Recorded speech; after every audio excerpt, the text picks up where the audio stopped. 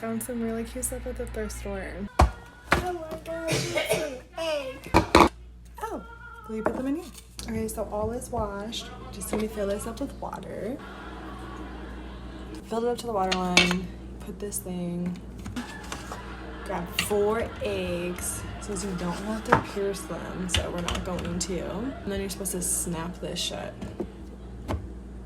There isn't even a snap. Bye-bye, egg. They are done. But let's see. Okay, be careful, it's super hot. Oh, it's so sauna. Ouch.